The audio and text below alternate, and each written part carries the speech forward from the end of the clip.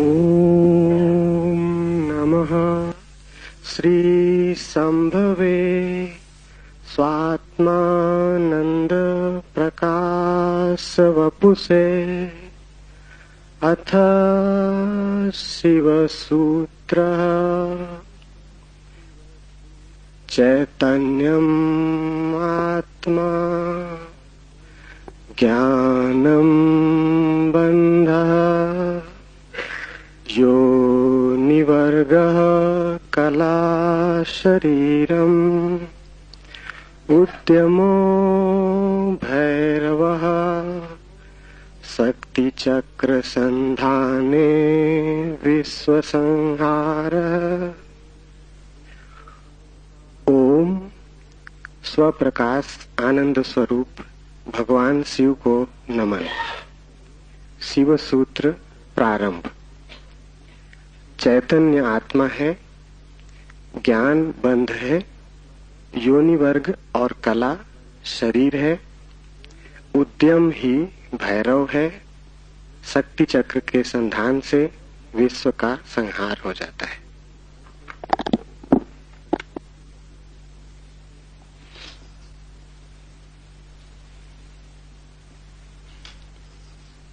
जीवन सत्य की खोज दो मार्गों से हो सकती। एक पुरुष का मार्ग है आक्रमण का, हिंसा का, छीन झपट का। एक स्त्री का मार्ग है समर्पण का, प्रतिक्रमण का। विज्ञान पुरुष का मार्ग है, विज्ञान आक्रमण है। धर्म स्त्री का मार्ग है, धर्म नमन है। इसे बहुत ठीक से समझ लें। इसलिए पूरब के सभी शास्त्र परमात्मा को नमस्कार से शुरू होते। वो नमस्कार केवल औपचारिक नहीं,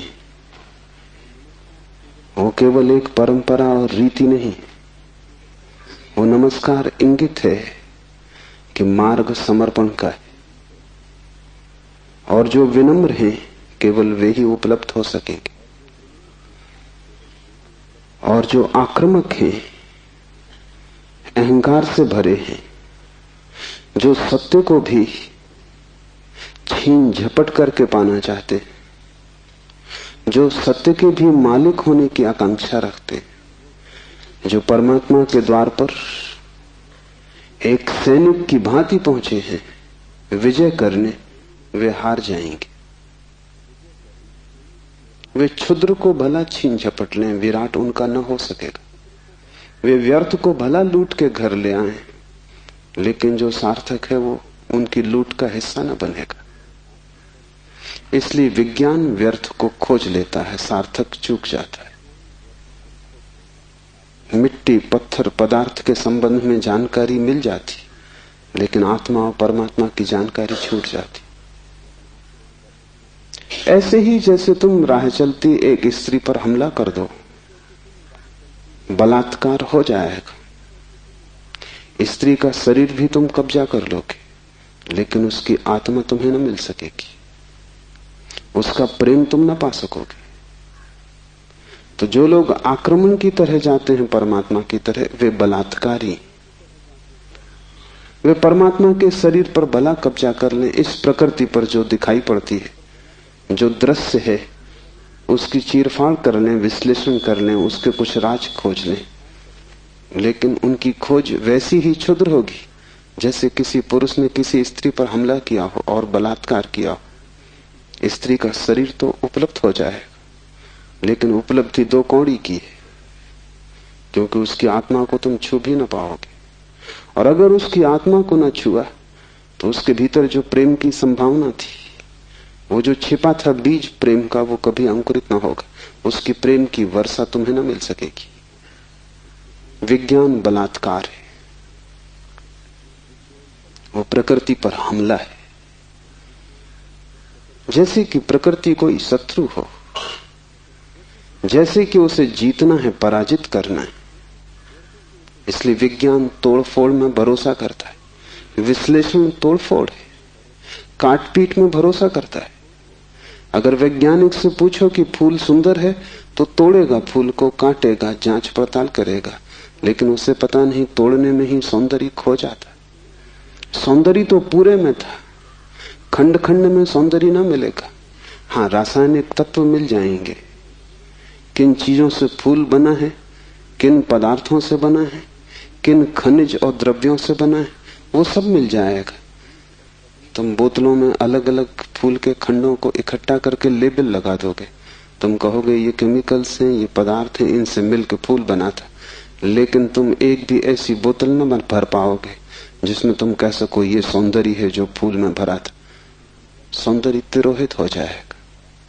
अगर तुमने फूल पर आक्रमण किया तो फूल की आत्मा तुम्हें न मिलेगी, शरीर ही मिलेगा। विज्ञान इसलिए आत्मा में भरोसा नहीं करता। भरोसा करे भी कैसे? इतनी चेष्टा के बाद भी आत्मा की कोई झलक नहीं मिलती। झलक मिलेगी ही नहीं, इसलिए नहीं कि आत्मा नहीं है, बल्कि तुमने जो ढंग चुना है वो आत्मा को पाने का ढंग नहीं। तुम जिस द्वार से प्रवेश किए हो वो क्षुद्र को पाने का द्वार है। आक्रमण से जो बहुमूल्य है वो नहीं मिल सकता। जीवन का रहस्य तुम्हें मिल सकेगा अगर नमन के द्वार से तुम गए, अगर तुम झुके, तुमने प्रार्थना की, तो तुम प्रेम के केंद्र तक पहुंच पाओगे। परमात्मा को रिझाना करीब करीब एक स्त्री को रिझाने जैसा है। उसके पास अति प्रेमपूर्ण, अति विनम्र, प्रार्थना से भरा हृदय चाहिए। और जल्दी वहां नहीं है। तुमने जल्दी की कि तुम चूके, वहां बड़ा धैर्य चाहिए। तुम्हारी जल्दी और उसका हृदय बंद हो जाएगा, क्योंकि जल्दी भी आक्रमण की खबर है।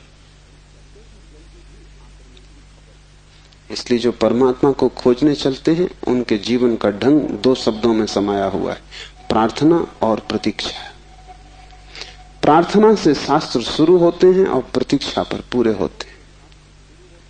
प्रार्थना से खोज इसलिए शुरू होती। इस शास्त्र का पहला चरण है ओम स्वप्रकाश आनंद स्वरूप भगवान शिव को नमन। और अब शिव सूत्र प्रारंभ। इस नमन को बहुत गहरे उतर जाने दें, क्योंकि अगर द्वार ही चूक गया तो पीछे महल की जो मैं चर्चा करूंगा वो समझ में ना आएगी। पुरुष को थोड़ा हटाएं, आक्रामक वृत्ति को थोड़ा दूर करें। ये समझ कुछ बुद्धि से आने वाली नहीं, हृदय से आने वाली है। ये समझ कुछ तुम्हारे तर्क पर निर्भर न करेगी, ये तुम्हारे प्रेम पर निर्भर करेगी। इस शास्त्र को तुम समझ पाओगे, लेकिन वो समझ ऐसी न होगी जैसे कोई गणित को समझता है। वो समझ ऐसी होगी जैसे कोई काव्य को समझता है। कविता पर तुम झपट नहीं पड़ते, तुम कविता का धीरे धीरे स्वाद लेते हो, चुस्की लेते हो, जैसे कोई चाय को पीता है। तुम उसे गटक नहीं चाहते, वो कोई कड़वी दवा नहीं है। तुम उसका स्वाद लेते हो, चुस्की लेते हो, धीरे धीरे उसके स्वाद को लीन होने देते हो। और एक ही कविता को समझना हो तो बहुत बार पढ़ना पड़ता है। एक गणित को तुमने एक बार समझ लिया, फिर दोबारा करने की कोई जरूरत नहीं रह जाती। गणित समाप्त हो गया। कविता कभी भी समाप्त नहीं होती, क्योंकि हृदय का कोई और छोर नहीं। और तुम जितना ही प्रेम करते हो उतना ही उद्घाटित होता है। इसलिए पूर्व में हम शास्त्र का अध्ययन नहीं करते, हम शास्त्र का पाठ करते। अध्ययन शास्त्र का हो भी नहीं सकता। अध्ययन का अर्थ है एक बार समझ लिया फिर कचरे में फेंक दिया। जैसे कि बात खत्म होगी, जब समझ ही लिया तब दोबारा क्या करना है। पाठ का अर्थ होता है समझ बुद्धि की होती तो एक बार में पूरी हो जाती, इसकी तो चुस्कियां बार बार लेनी पड़ेगी। इसे तो जाने अनजाने न मालूम कितनी बार दोहराना पड़ेगा। इसे बहुत से भाव क्षणों में, बहुत सी मनोदशाओं में, कभी सुबह जब सूरज उगता है तब, कभी रात जब सब अंधकार हो जाता है तब, कभी मन जब प्रफुल्लित होता है तब, और कभी मन जब उदासी से भरा होता है तब, विभिन्न चित्त की दशाओं में, विभिन्न मनोक्षणों में इसमें उतरना होगा। तब इसके सभी पहलू धीरे धीरे प्रकट होंगे। फिर भी तुम इसे चुकता न कर पाओगे। कोई शास्त्र कभी चुकता नहीं। जितना ही तुम पाओगे कि खोज लिया, उतना ही तुम पाओगे खोज के लिए और भी ज्यादा बाकी रह गया। जितने तुम गहरे उतरोगे पाओगे गहराई बढ़ती चली जाती है। शास्त्र को कभी पाठ ही चुका नहीं पाता। पाठ का मतलब ही यही है कि बार बार, बहुत बार। पश्चिम इस बात को समझ भी नहीं पाता। उनकी पकड़ के बाहर है कि लोग गीता को हजारों साल से क्यों पढ़ रहे हैं, और एक ही आदमी रोज सुबह उठ के गीता पढ़ लेता है। पागल हो गया है। उनको ख्याल में नहीं कि पाठ की प्रक्रिया हृदय में उतारने की प्रक्रिया है। उसका समझ से बहुत वास्ता नहीं है, स्वाद से वास्ता है। तर्क और गणित और हिसाब से उसका कोई भी संबंध नहीं है। उसका संबंध तो अपने हृदय को और उसके बीच की जो दूरी है उसको मिटाने से। धीरे धीरे हम इतने लीन हो जाएं उसमें कि पाठी और पाठ एक हो जाए। पता ही न चले कि कौन गीता है और कौन गीता का पाठी। ऐसे भाव से जो चले, ये स्त्री का भाव है। ये समर्पण की धारा है। इसे ख्याल में ले लेना। नमन से हम चले तो शिव के सूत्र समझ में आ सकेंगे। उन्हें तुम अपने में उतरने देना और जल्दी निर्णय की मत करना कि वे ठीक हैं कि गलत है। क्योंकि सूत्रों के संबंध में एक बात ख्याल रख लेना, तुम्हारे ऊपर निर्भर नहीं है तय करना कि वे ठीक हैं या गलत हैं। तुम निर्णय कर भी कैसे पाओगे? जो अंधेरे में खड़ा है वो प्रकाश के संबंध में क्या निर्णय करेगा? और जिसने कभी स्वास्थ्य नहीं जाना, जो रोग की सैया से ही बंधा रहा है, उसे स्वास्थ्य की परिभाषा कैसे समझ में आएगी? जिसने कभी प्रेम की स्फुरना नहीं पहचानी और जो जीवन भर घृणा, ईर्षा और द्वेष में जिया है, वो प्रेम की कविता तो पढ़ सकता है क्योंकि शब्द उसकी समझ में आ जाएंगे, लेकिन शब्दों में जो छिपा है, अंतर गुम्फित है, वो द्वार तो उसके लिए बंद ही रहेगा। इसलिए तुम निर्णय मत करना कि क्या ठीक क्या गलत। तुम सिर्फ पीना, समझना भी नहीं कहता हूं, तुम सिर्फ पीना, तुम सिर्फ स्वाद में उतरना। और अगर वो स्वाद तुम्हारे भीतर रहस्य के लोग खोलने लगे और वो स्वाद अगर तुम्हारे भीतर नई सुगंध को जन्म दे दे और तुम पाओ कि क्षण भर को भी सही तुम्हारे दुर्गंध का व्यक्तित्व विलीन हो गया है, तुम्हारे भीतर कोई फूल खिला है और तुम सुगंधित हुए हो, क्षण भर को भी तुम पाओ कि तुम अंधकार नहीं हो, कोई दिया जल गया है, एक झलक मिली जैसे अंधेरे में बिजली कौंध गई हो, उसी से समझ आएगी। तुम्हारे समझने से नहीं, तुम्हारे अनुभव की झलक से समझ आएगी। इसलिए तुम विनम्र रहना। दूसरी बात, सूत्र का अर्थ होता है संक्षिप्त से संक्षिप्त, सारभूत, टेलीग्राफिक। वहां एक एक शब्द अत्यंत घना है। विस्तार नहीं होता सूत्र में, घनत्व होता है।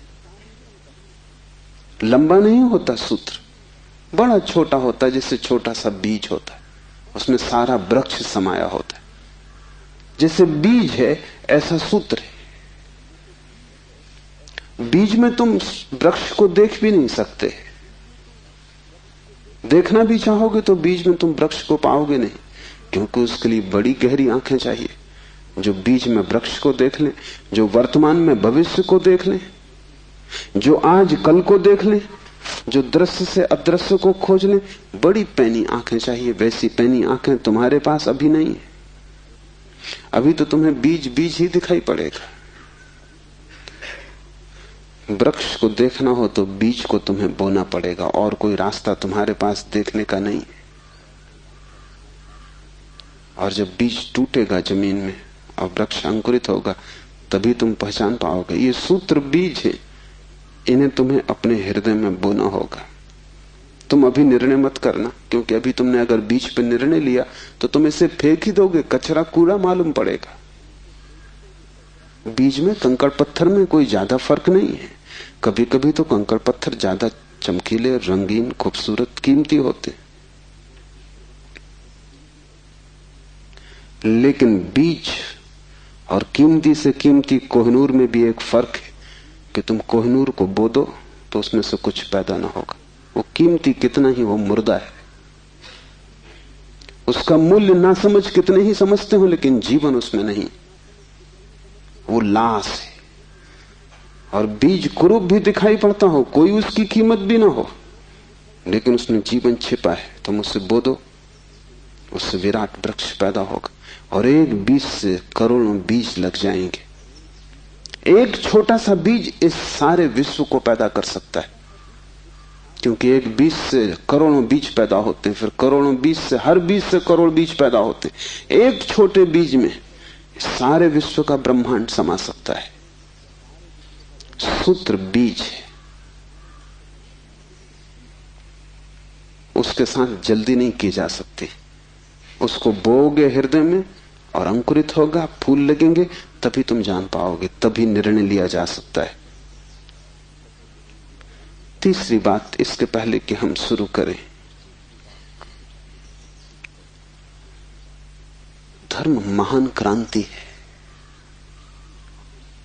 धर्म के नाम से तुमने जो समझा हुआ है उसका धर्म से ना के बराबर संबंध है। इसलिए शिव के सूत्र तुम्हें चौंकाएंगे भी, तुम भयभीत भी होगे, डरोगे भी, क्योंकि तुम्हारा धर्म डगमगाएगा। तुम्हारा मंदिर, तुम्हारी मस्जिद, तुम्हारे गिरजे, अगर ये सूत्र तुमने समझे तो गिर जाएंगे। तुम उन्हें बचाने की कोशिश में मत लगना, क्योंकि वे बचे भी रहें तो भी उनसे तुम्हें कुछ भी मिला नहीं। तुम उनमें जी ही रहे हो और तुम मुर्दा हो। मंदिर काफी सजे हैं, लेकिन तुम्हारे जीवन में कोई भी खुशी की किरण नहीं। मंदिर में काफी रोशनी, उससे तुम्हारे जीवन का अंधकार नहीं मिटता। तो उससे भयभीत मत होना, क्योंकि सूत्र तुम्हें कठिनाई में तो डालेंगे ही, क्योंकि शिव कोई पुरोहित नहीं है। पुरोहित की भाषा तुम्हें हमेशा संतोषदायी मालूम पड़ती, क्योंकि पुरोहित को तुम्हारा शोषण करना है। पुरोहित तुम्हें बदलने को उत्सुक नहीं है। तुम जैसे हो ऐसे ही रहो, इसी में उसका लाभ है। तुम जैसे हो रुग्ण बीमार, ऐसे ही रहो, इसी में उसका व्यवसाय है।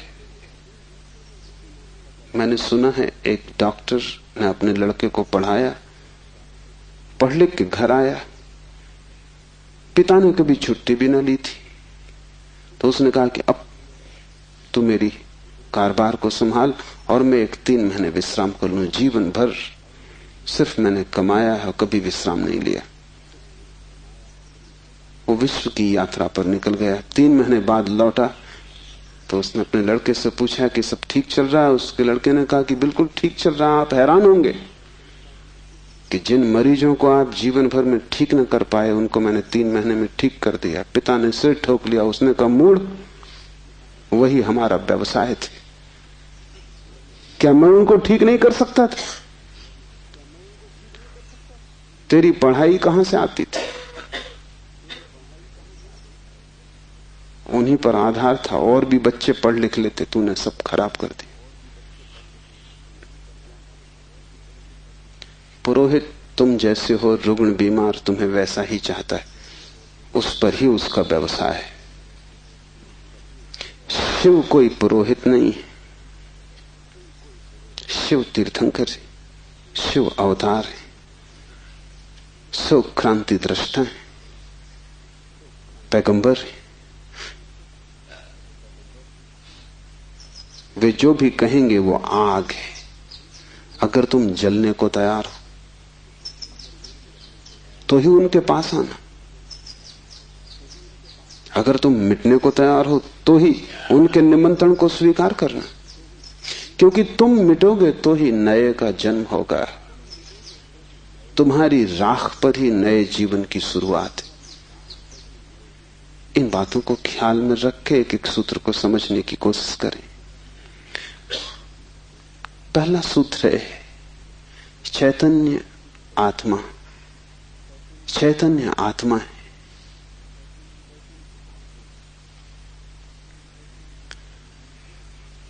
चैतन्य हम सभी हैं, लेकिन आत्मा का हमें कोई पता नहीं चलता।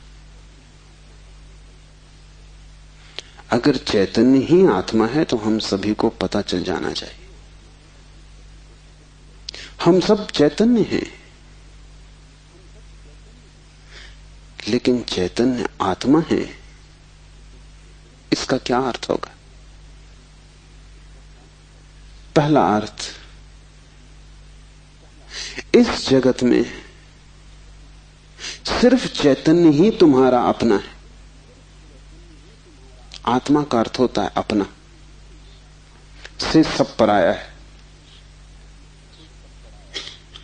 शेष कितना ही अपना लगे, पराया है।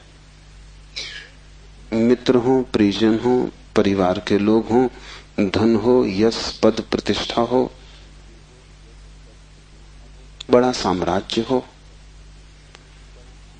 वह सब जिसे तुम कहते हो मेरा, वहां धोखा है, क्योंकि वो सभी मृत्यु तुमसे छीन लेगी। मृत्यु कसौटी है, कौन अपना है कौन पराया है। मृत्यु जिससे तुम्हें अलग कर दे वो पराया था, और मृत्यु तुम्हें जिससे अलग न कर पाए वो अपना था। आत्मा का अर्थ है जो अपना है। लेकिन जैसे ही हम सोचते हैं अपना, वैसा ही दूसरा प्रवेश कर जाता है। अपने का मतलब ही होता है कोई दूसरा जो अपना है। तुम्हें यह ख्याल ही नहीं आता कि तुम्हारे अतिरिक्त तुम्हारा अपना कोई भी नहीं, हो भी नहीं सकता। और जितनी देर तुम भटके रहोगे इस धारा में कि कोई दूसरा अपना है, उतने दिन व्यर्थ गए, उतना जीवन अकारण बीता।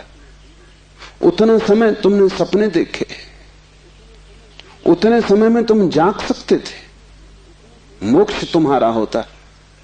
तुमने कचरा इकट्ठा किया।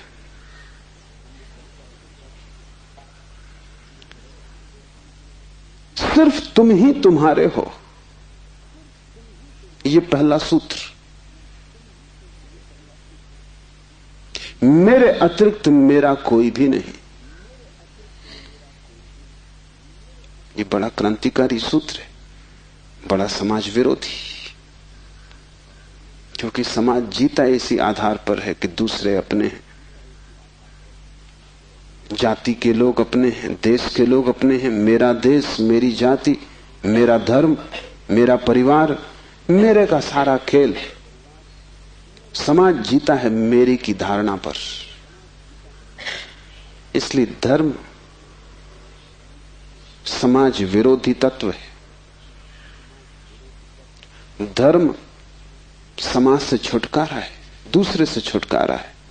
और धर्म कहता है कि तुम्हारे अतिरिक्त तुम्हारा और कोई भी नहीं। ऊपर से देखने पर बड़ा स्वार्थी वचन मालूम पड़ेगा, क्योंकि ये तो ये बात हुई कि बस हम ही अपने हैं, तो तत्क्षण हमें लगता है ये तो स्वार्थ की बात हुई। ये स्वार्थ की बात नहीं। अगर ये तुम्हें ख्याल में आ जाए तो ही तुम्हारे जीवन में परार्थ और परमार्थ पैदा होगा, क्योंकि जो अभी आत्मा के भाव से ही नहीं भरा है, उसके जीवन में कोई परार्थ और कोई परमार्थ नहीं हो सकता। तुम कहते हो दूसरों को मेरा, लेकिन मेरा कह के तुम करते क्या हो? मेरा कह के तुम उन्हें चूसते हो। मेरा तुम्हारा शोषण का हिस्सा है, फैलाव है। जिसको भी तुम मेरा कहते हो तुम उसे गुलाम बनाते हो, तुम उसे अपने परिग्रह में परिवर्तित कर देते हो। मेरी पत्नी, मेरा पति, मेरा बेटा, मेरा पिता, तुम करते क्या हो? इस मेरे के पीछे, इस मेरे के पर्दे के पीछे तुम्हारे संबंध का मूल आधार क्या है?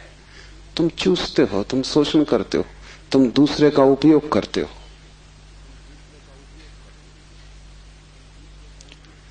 इस दूसरे के उपयोग को तुम सोचते हो परार्थ, तो तुम भ्रांति में हो।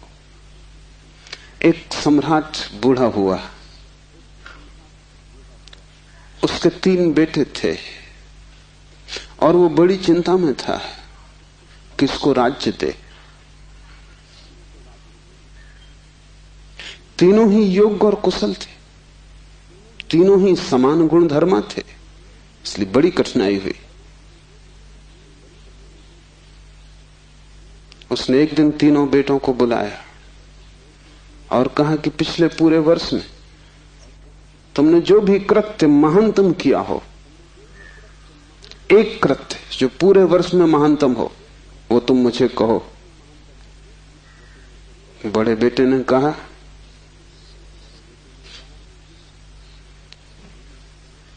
कि गांव का जो सबसे बड़ा धनपति है वो तीर्थ यात्रा पर जा रहा था। उसने करोड़ों रुपए के हीरे जवाहरात बिना गिने, बिना किसी हिसाब किताब के, बिना किसी दस्तखत लिए मेरे पास रख दिए और कहा कि जब मैं लौट आऊंगा तीर्थ यात्रा से मुझे वापस लौटा देना। चाहता मैं तो पूरे भी पा जा सकता था, क्योंकि न कोई लिखा पढ़ी थी, न कोई गवाह था। इतना भी न करता तो थोड़े बहुत बहुमूल्य हीरे में बचा लेता तो कोई कठिनाई न थी, क्योंकि उस आदमी ने ना तो गिने थे और ना कोई संख्या रखी थी।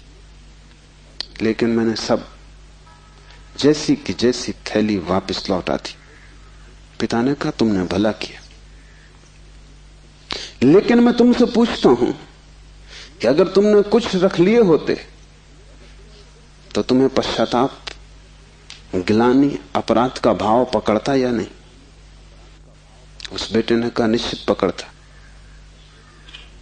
तो बाप ने कहा इसमें परोपकार कुछ भी ना हुआ, तुम सिर्फ अपने पश्चाताप, अपनी पीड़ा से बचने के लिए ये किए हो। इसमें परोपकार क्या हुआ? हीरे बचाते तो ग्लानि मन को पीड़ा देती, कांटे की तरह चुभती, उस कांटे से बचने के लिए तुमने हीरे वापस दिए। काम तुमने अच्छा किया, ठीक है, लेकिन परोपकार कुछ भी ना हुआ। उपकार तुमने अपना ही किया है। दूसरा बेटा थोड़ी चिंता में पड़ा और उसने कहा कि मैं राह के किनारे से गुजरता था और झील में सांझ के वक्त, जबकि वहां कोई भी न था, एक आदमी डूबने लगा। चाहता तो मैं अपने रास्ते चला जाता, सुना अनसुना कर देता, लेकिन मैंने तत्क्षण छलांग मारी, अपने जीवन को खतरे में डाला और उस आदमी को बाहर निकाला। बाप ने कहा तुमने ठीक किया, लेकिन अगर तुम चले जाते और ना निकालते तो क्या उस आदमी की मृत्यु सदा तुम्हारा पीछा न करती? तुम अनसुनी कर देते ऊपर से, लेकिन भीतर तो तुम सुन चुके थे उसकी चीत्कार आवाज कि बचाओ। क्या सदा सदा के लिए उसका प्रेत तुम्हारा पीछा न करता? उसी भय से तुमने छलांग लगाई, अपने जान को खतरे में डाला, लेकिन परोपकार तुमने कुछ किया हो इस भ्रांति में पड़ने का कोई कारण नहीं। तीसरे बेटे ने कहा कि मैं गुजरता था जंगल से और एक पहाड़ की कगार पर मैंने एक आदमी को सोया हुआ देखा जो कि नींद में अगर एक भी करवट ले तो सदा के लिए समाप्त हो जाएगा, क्योंकि दूसरी तरफ महान खड्ड था। मैं उस आदमी के पास पहुंचा और जब मैंने देखा कि वो कौन है तो वो मेरा जानी दुश्मन था।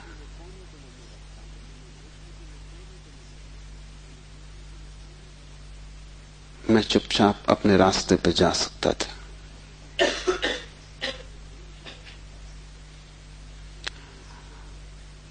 या अगर मैं अपने घोड़े पर सवार उसके पास से भी गुजरता तो मेरे बिना कुछ किए शायद सिर्फ मेरे गुजरने के कारण वो करवट लेता और खड्ड में गिर जाता।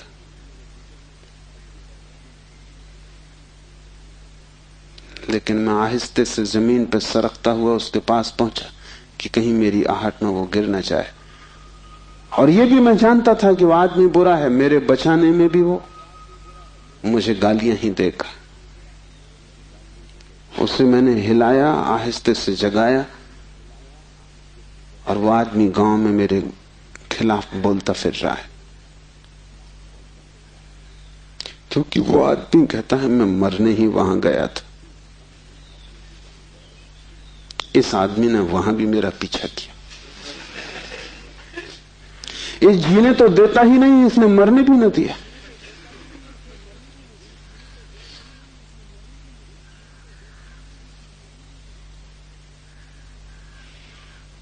पिता ने कहा तुम दो से बेहतर हो,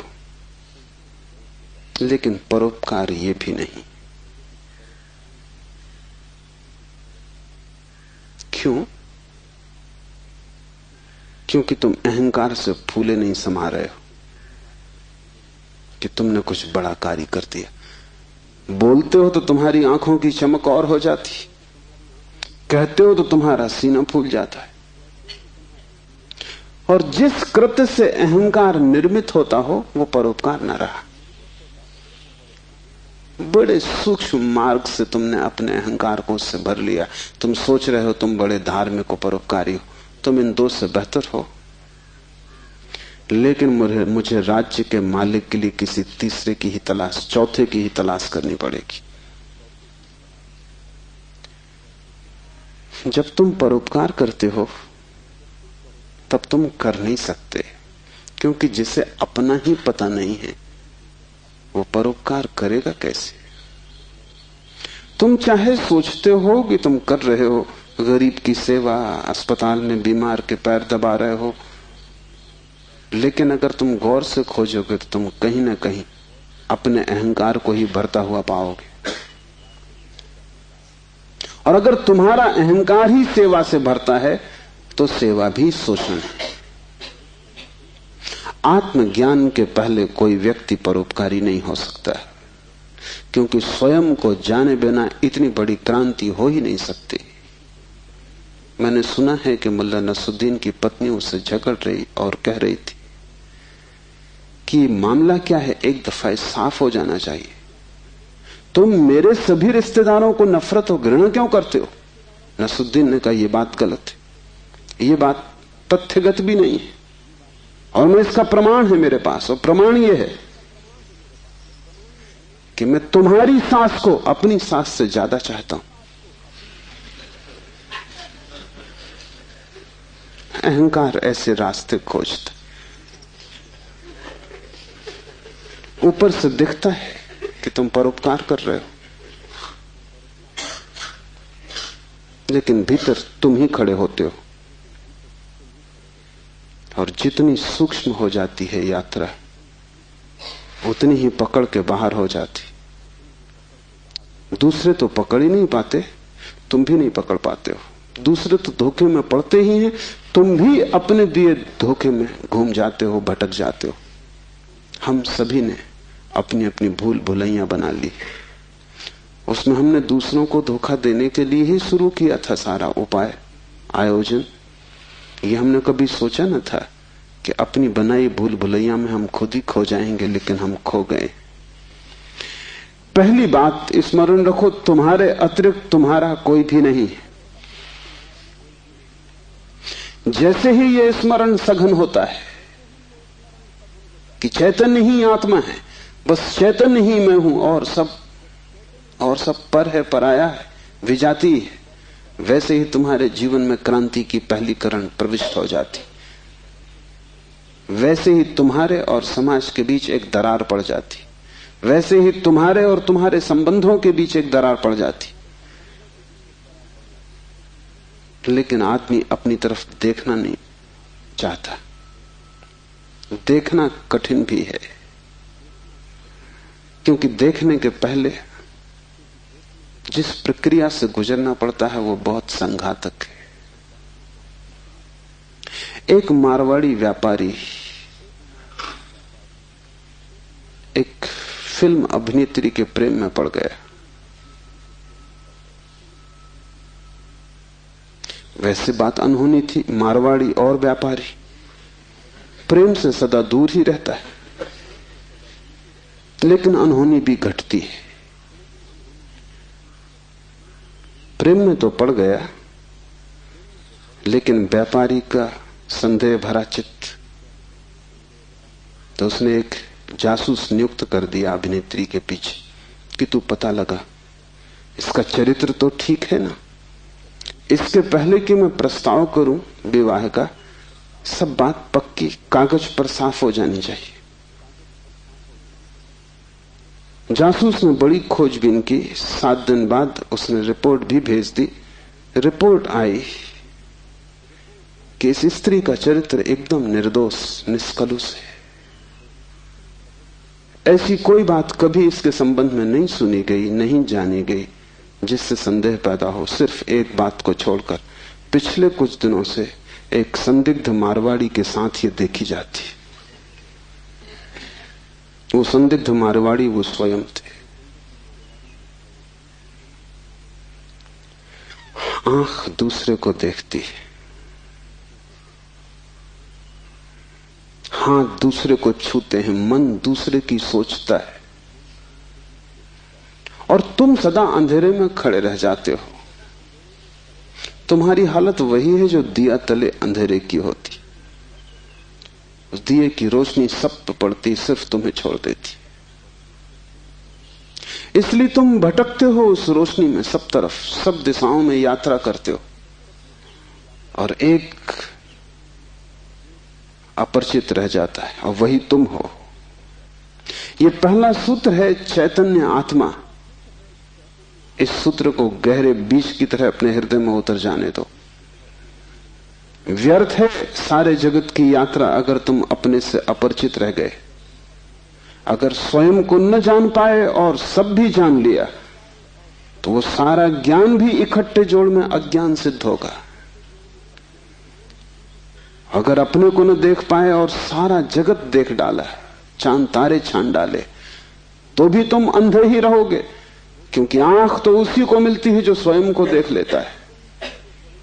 ज्ञान तो उसी को मिलता है जो स्वयं से परिचित हो जाता है, जो चैतन्य के स्वप्रकाश में नहा लेता है, वही पवित्र है। और कोई तीर्थ नहीं है, चैतन्य तीर्थ है। और चैतन्य तुम्हारा स्वभाव है, उससे तुम क्षण भर को भी पार नहीं गए हो, लेकिन दिया तले अंधेरा है। तुम उससे दूर जा भी नहीं सकते, चाहो तो भी, लेकिन भ्रम पैदा हो सकता है कि तुम बहुत दूर चले गए हो। तुम सपना देख सकते हो संसार में, लेकिन सपना सत्य नहीं हो सकता।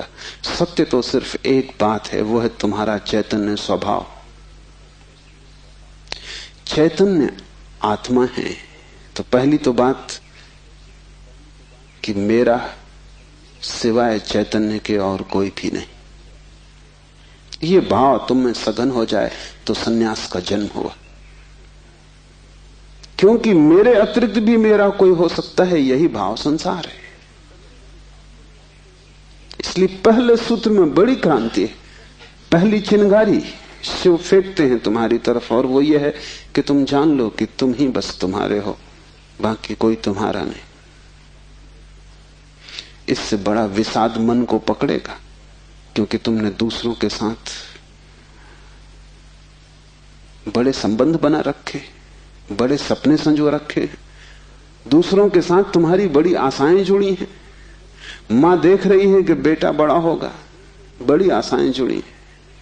बाप देख रहा है कि बेटा बड़ा होगा, बड़ी आशाएं जुड़ी हैं। और इन सारी आशाओं में तुम अपने को खो रहे हो। यही तुम्हारे पिता भी इन्हीं आशाओं को कर करके समाप्त हुए तुम्हारे लिए। तुमसे क्या उन्हें मिला? यही आशाएं कर करके तुम समाप्त हो जाओगे। तुम्हारे बेटे से तुम्हें कुछ मिलेगा ना, और तुम्हारा बेटा भी यही मूर्खता जारी रखेगा, वो अपने बेटों से आशाएं करेगा। नहीं, अपनी तरफ देखो, न तो पीछे न आगे, कोई भी तुम्हारा नहीं है। कोई बेटा तुम्हें नहीं भर सकेगा, कोई संबंध तुम्हारी आत्मा नहीं बन सकता। तुम्हारे अतिरिक्त तुम्हारा कोई मित्र नहीं। लेकिन तब बड़ा डर लगता है, क्योंकि लगता है कि तुम अकेले हो गए। और आदमी इतना भयभीत है कि गली से गुजरता है अकेले में तो भी जोर से गीत गाने लगता है। अपनी ही आवाज सुन के लगता है कि अकेला नहीं। तुम अपनी ही आवाज सुन रहे हो। बाप जब बेटे में अपने सपने रचा रहा है तो बेटे की कोई सहमति नहीं है। ये बाप खुद ही अकेले में सीटी बजा रहा है। इसलिए दुखी होगा कल, क्योंकि इसने जिंदगी भर सपने रचाए और ये सोचता है कि बेटा भी यही सपने देख रहा है। ये गलती में, बेटा अपने सपने देखेगा, तुम अपने सपने देख रहे हो। तुम्हारे बाप ने अपने सपने देखे थे, ये कहीं मिलते नहीं। हर बाप दुखी मरता है। क्या कारण होगा? क्योंकि जो जो सपने वो बांधता है वो सभी सपने बिखर जाते हैं। हर आदमी अपने सपने देखने को यहां है, तुम्हारे सपने देखने को नहीं। और तुम्हें अगर चाहिए कि एक आत्म स्थिति उपलब्ध हो जाए, एक तृप्ति मिले, तो तुम सपने किसी और के साथ मत बांधना, अन्यथा तुम भटकोगे। संसार का इतना ही अर्थ है कि तुमने अपने सपनों की नाव दूसरों के साथ बांध रखी। संन्यास का अर्थ है कि तुम जाग गए और तुमने एक बात स्वीकार कर ली, कितनी ही कष्टकर हो, कितनी ही दुखपूर्ण मालूम पड़े प्रथम, और कितना ही संघातक पीड़ा अनुभव हो, कि तुम अकेले हो। सब संग साथ झूठा है। इसका यह अर्थ नहीं कि तुम भाग जाओ हिमालय, क्योंकि जो हिमालय की तरफ भाग रहा है उसे अभी संग साथ सार्थक है, झूठा नहीं हुआ। क्योंकि जो चीज झूठ हो गई उससे भागने में भी कोई सार्थकता नहीं। कोई भी सुबह जाग के भागता तो नहीं कि सपना झूठा है, भागूं इस घर से। सपना झूठा हो गया, बात खत्म हो गई, उसमें भागना क्या है। लेकिन एक आदमी है जो भाग रहा है पत्नी से, बच्चों से। इसका भागना बताता है, इसने सुन लिया होगा कि सपना झूठा है, लेकिन अभी इसे खुद पता नहीं चला। कल तक ये पत्नी की तरफ भागता था, पत्नी की तरफ पीट करके भागता है, लेकिन दोनों ही अर्थों में पत्नी सार्थक थी।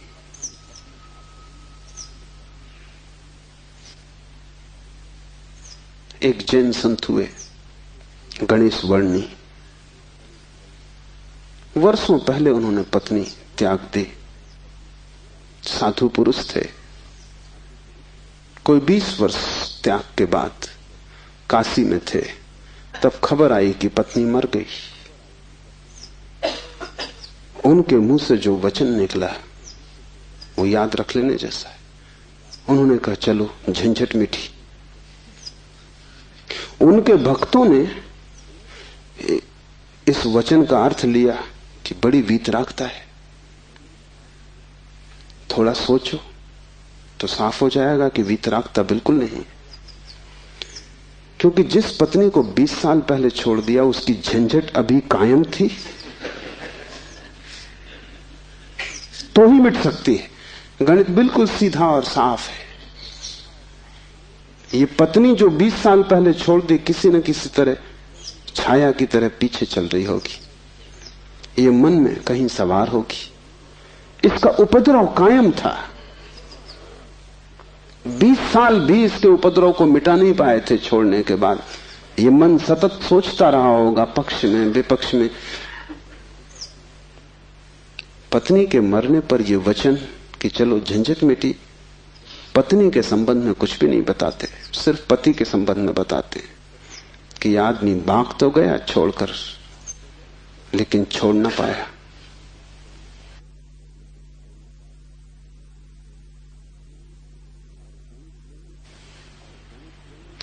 और गणेश वर्णी साधु पुरुष थे, इसलिए थोड़ा सोच लेना, साधु पुरुष भी बड़ी भ्रांति में रह सकते। उनके चरित्र में, आचरण में कोई भूल चूक न थी।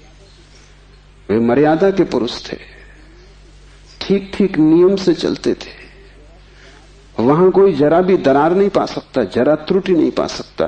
सब आचरण ठीक था, साधुता पूरी थी। फिर भी भीतर कोई बात चूक गई। हिमालय पहुंच गए, झंझट सांस चली गई। फिर दूसरी बात भी समझ लेने जैसी है, और वो ये कि अगर पत्नी के मरने पर पहला ख्याल ही आया कि झंझट मिटी, तो कहीं जाने अनजाने अचेतन में पत्नी की मृत्यु की आकांक्षा भी छिपी रही होगी। वो जरा गहरा किसी तल पर पत्नी मिट जाए, न हो, समाप्त हो जाए, ये तो हिंसा हो गई। लेकिन एक एक वचन भी अकारण नहीं आता, आसमान से नहीं आता। एक एक वचन भी भीतर से आता। और ऐसे क्षणों में जबकि पत्नी मर गई इसकी खबर आई हो, तुम ठीक ठीक अपने रोजमर्रा के व्यवसायी होश में नहीं होते हो। तब तुमसे जो बात निकलती है वो ज्यादा सही होती। घंटे भर बाद तुम्हें मौका मिल जाएगा, तुम खुद ही सोच समझ के लीप पोता कर लोगे। तुम फिर जो कहोगे वो बात झूठी हो जाएगी। लेकिन तत्क्षण, उस क्षण में वर्णी चूक गए। वो जो 20 साल से उन्होंने चारों तरफ साधुता का व्यवस्था कर रखी थी, उस क्षण में भूल गए। जब वर्णी को ऐसा घट सकता है तो तुम्हें तो सहज ही घट सकता है। भागने से कुछ भी ना होगा, भागकर कोई भी कभी भाग नहीं पाया। लेकिन भक्त इसको न देख पाएंगे। उन्होंने तो वर्णी की कथा में इसको बड़े बहुमूल्य वचन की तरह संग्रहित किया है, ये सोच के कि देखो आदमी कैसा वीतराग है। तुम्हें पता भी नहीं हो सकता कि वीतरागता क्या है। तुम राग में जीते हो, तुम्हें विराग समझ में आता है, तुमसे जो विपरीत है वो समझ में आता है। तुम जानते हो कि तुम पत्नी को छोड़ के नहीं जा सकते, और ये आदमी छोड़ के चला गया, ये आदमी तुमसे बड़ा है, ये तुमसे विपरीत है, लेकिन तुमसे भिन्न नहीं। तुम पैर के बल खड़े हो, यह आदमी सिर के बल खड़ा है, लेकिन तुम्हारे मन में और इसके मन में रत्ती भर भी फर्क नहीं। खोज के देखो, तुम सभी सोचते हो कि पत्नी झंझट। तुम एक आध ऐसा पति पा सकते हो जो कहे पत्नी झंझट नहीं। पत्नी के सामने मत पूछना, एकांत में अकेले। मुल्ला नसरुद्दीन ने मुझे कहा है कि मैं भी कभी सुखी था, लेकिन ये मुझे पता ही तब चला जब मैंने विवाह कर लिया, और तब फिर बहुत देर हो चुकी थी। मैं भी कभी सुखी था, ये पता मुझे तब चला जब मैंने विवाह कर लिया, लेकिन तब तक तो बहुत देर हो चुकी थी, सुख हाथ से जा चुका था। पति को गहराई में पूछो तो ऐसा पति खोजना कठिन है जिसने कई बार पत्नी की हत्या करने का विचार न किया हो। सपने न देखे हो कि मार डाला पत्नी को, सुबह उठ के वो भी कहेगा कैसा बेहुदा सपना। लेकिन अचेतन आकांक्षा है। जिससे झंझट पैदा होती है उसे मिटा देने का मन सीधा तर्क है, लेकिन झंझट दूसरे से कभी पैदा होती ही नहीं। पत्नी में अगर कोई उपद्रव होता तो कौन तुम्हें रोकता था? तुम सब भाग गए होते हिमालय। उपद्रव पत्नी में नहीं है, क्योंकि तुम हिमालय जाके फिर पत्नी खोज लोगे। उपद्रव तुम्हारे भीतर है। तुम अकेले नहीं रह सकते, तुम्हें कोई दूसरा चाहिए। अकेले में तुम डरते हो, कोई दूसरा, तब तुम निश्चिंत मालूम पड़ते हो। क्यों? दूसरे की मौजूदगी से आश्वासन मिलता है। दुख में सुख में कोई साथी है, जीवन में मृत्यु में कोई साथी है। लेकिन अकेलापन स्वभाव है। और जिस व्यक्ति ने यह अनुभव कर लिया कि आत्मा ही बस मेरी है, उसने अपने अकेलेपन को अनुभव कर लिया। भागने की कोई भी जरूरत नहीं तो झंझट पीछे चली जाएगी। तुम जहां हो वहीं रहना, रत्ती भर भी बाहर कोई फर्क करने की आवश्यकता नहीं है। लेकिन भीतर तुम अकेले हो जाना, भीतर तुम कैवल्य को अनुभव करना कि मैं अकेला हूं, कोई संगी साथी नहीं। और ये तुम दोहराना मत, क्योंकि दोहराने की कोई जरूरत नहीं कि रोज सुबह बैठ के तुम दोहराओ कि मैं अकेला हूं, कोई संगी साथी नहीं। इससे कुछ भी ना होगा। ये दोहराना तो सिर्फ यही बताएगा कि तुम्हें अभी ख्याल नहीं हुआ। इसे समझना, ये तथ्य है कि तुम अकेले हो। समझने में अड़चन है, वही तपश्चर्या है। तप का अर्थ नहीं है कि तुम धूप में खड़े हो जाओ। आदमी को छोड़ के सभी पशु पक्षी धूप में खड़े, उनमें से कोई भी मोक्ष नहीं चला जा रहा है। और तप का अर्थ ये नहीं है कि तुम भूखे खड़े हो जाओ, अनशन कर लो, उपवास कर दो, क्योंकि आधी दुनिया वैसे ही भूखी मर रही है। कोई उपवास करके मोक्ष नहीं पहुंच जाता है। शरीर को गला दो, जला दो, उससे कुछ हल नहीं है। वो सिर्फ आत्महिंसा है और महानतम पाप है। और सिर्फ मूढ़ उस पाप में उतरते हैं। जिन्हें थोड़ा भी बोध है वो ऐसी नासमझियां ना करेंगे। दूसरे को भूखा मारना अगर गलत है तो खुद को भूखा मारना सही कैसे हो सकता है? दूसरे को सताना अगर हिंसा है तो खुद को सताना अहिंसा कैसे हो सकती है? सताने में हिंसा है, किसको तुम सताते हो इससे क्या फर्क पड़ता है? जो हिम्मतवर है वो दूसरे को सताते हैं, जो कमजोर है वो खुद को सताते हैं। क्योंकि दूसरे को सताने में एक खतरा है, दूसरा बदला लेगा। खुद को सताने में वो खतरा भी नहीं है, कौन बदला लेगा? कमजोर अपने को सताते हैं। तुमने कभी ख्याल किया, अगर पुरुष नाराज हो जाए तो वो पत्नी को पीटता, अगर पत्नी नाराज हो वो खुद को पीटती। ये जो पत्नी है ये साधुओं का प्रतीक है। कमजोर अपने को पीट लेता, क्या करे? ताकतवर दूसरे को पीटता है, क्योंकि उसमें खतरा तो है ही कि दूसरा क्या करेगा कौन जाने। कमजोर आत्महिंसक हो जाता है और ताकतवर परहिंसक होता है। और धार्मिक वो है जो अहिंसक, न वो दूसरे को सताता है न खुद को सताता है। सताने की बात ही व्यर्थ है। तपश्चर्या का अर्थ है कि तुमने ये सत्य स्वीकार कर लिया कि तुम अकेले हो, कोई उपाय नहीं है संगी साथी का। तुम कितना ही चाहो, कितनी ही आंखें बंद करो, सपने देखो, तुम अकेले ही रहोगे। जन्मों जन्मों से तुमने घर बसाए, परिवार बसाए, मिटाए, लेकिन तुम अकेले ही रहे हो। तुम्हारे अकेलेपन में रत्ती भर फर्क नहीं पड़ता। जिसने ये जान लिया, स्वीकार कर लिया कि मैं अकेला हूं, उसके लिए इंगित है इस सूत्र में चैतन्य आत्मा है, वही तुम्हारा और कोई तुम्हारा नहीं। और दूसरी बात इस सूत्र में है, वो है चैतन्य। आत्मा कोई सिद्धांत नहीं है कि तुम शास्त्र में पढ़ो और मान लो। आत्मा कोई जैसे गुरुत्वाकर्षण का सिद्धांत है, ऐसा कोई सिद्धांत नहीं है। आत्मा एक अनुभव है, सिद्धांत नहीं। और अनुभव है चैतन्य की तीव्रता का। इसलिए तुम जितने चैतन्य होते जाओगे उतनी ही तुम्हें आत्मा का पता चलेगा। तुम जितने बेहोश होते चले जाओगे उतना ही तुम्हें अपना पता नहीं चलेगा। और तुम करीब करीब बेहोश हो। जो आत्मा को जानना चाहता है उसे किसी दर्शन शास्त्र की जरूरत नहीं है, उसे चैतन्य को जगाने की प्रक्रिया चाहिए।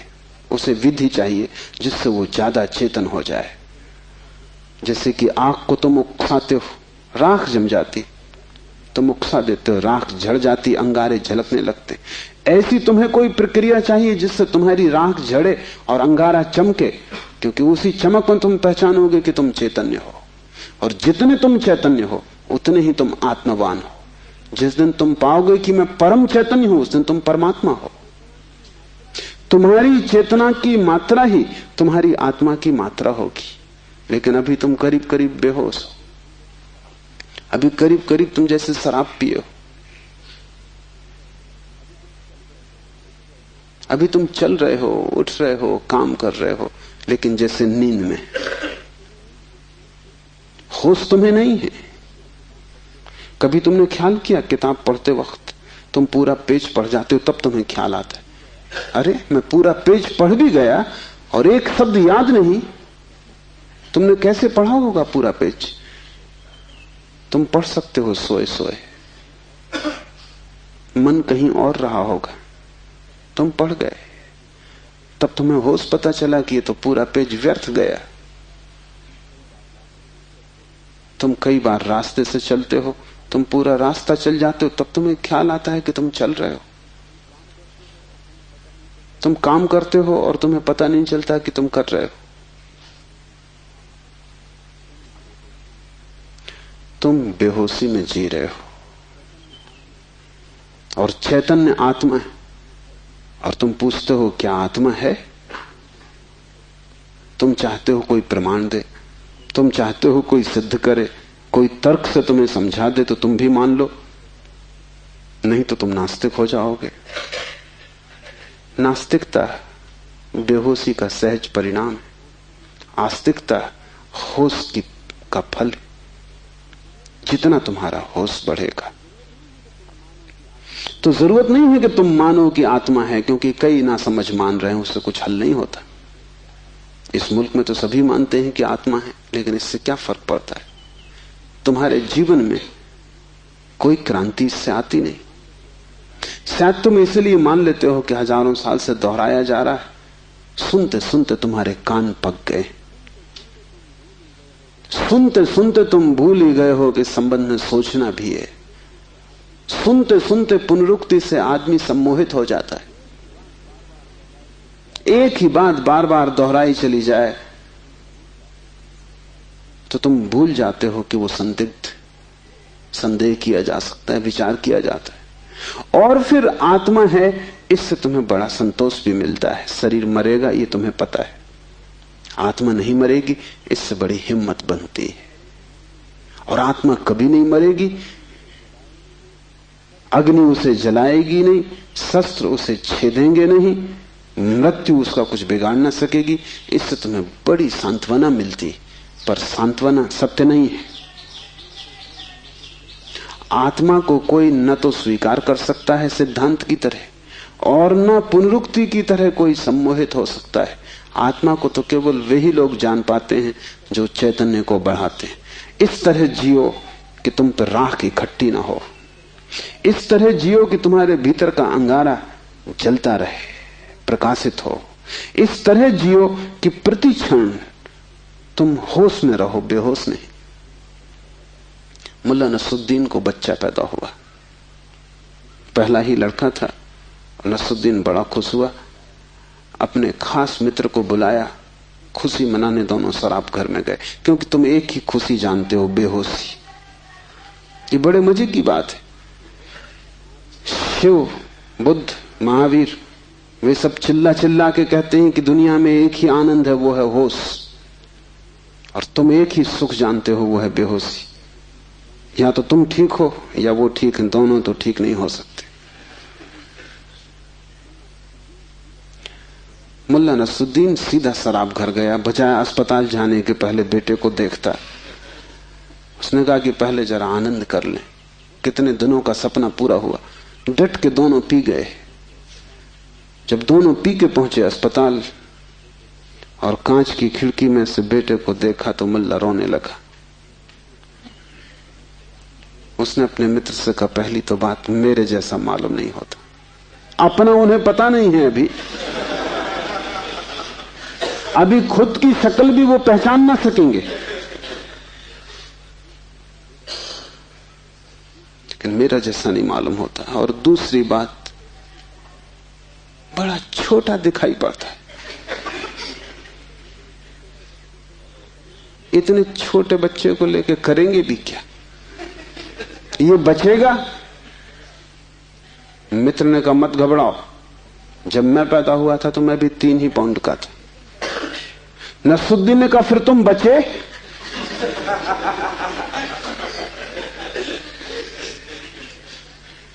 मित्र सोचने लगा, क्योंकि वो भी बेहोशी में था। उसने कहा पक्का नहीं कह सकता।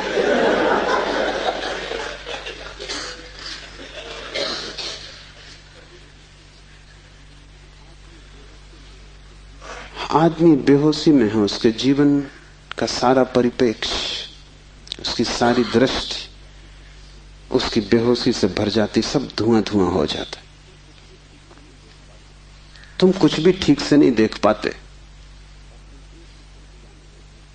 और तुम एक ही सुख जानते हो कि जब तुम अपने को भूल जाते हो, चाहे सिनेमा हो, चाहे संगीत हो, चाहे सेक्स हो, जहां भी तुम अपने को भूल जाते हो वहीं तुम कहते हो बड़ा सुख आए।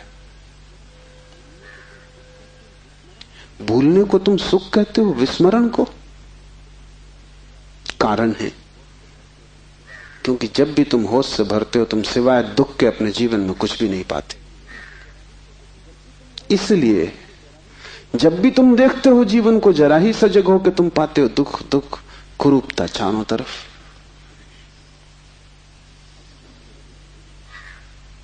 एक मेरे मित्र अविवाहित ही रह गए, उनसे मैंने पूछा कि क्या हुआ, कैसे चूक गए?